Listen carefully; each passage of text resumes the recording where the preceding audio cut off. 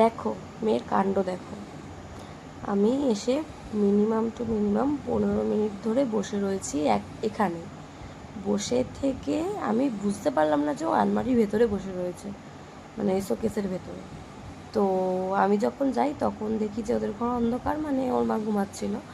তারপরে গিয়ে ওকে খুঁজতে গেল যে ও কোথায় আছে, যেহেতু পড়াতে গেছি।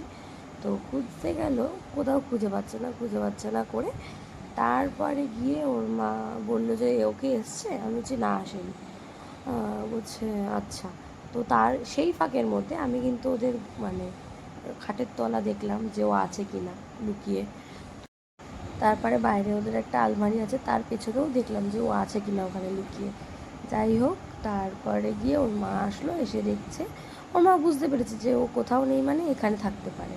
তো তারপরে ওর মা এসে দেখে যে ও এখানে ঢুকে রয়েছে। দেখতেই পাচ্ছে ও কতটা ঘেমে গেছে গরমের মধ্যে। 15 থেকে 17 মিনিট ও এখানেই ছিল। ঠিক আছে, চুপচাপ বসেছিল, মানে কোনো রকম বুঝতে দিতে দেয়, মানে বুঝতেই পারিনি যে ও এখানে বসে আছে। চিন্তা করো মেয়ের কাণ্ড।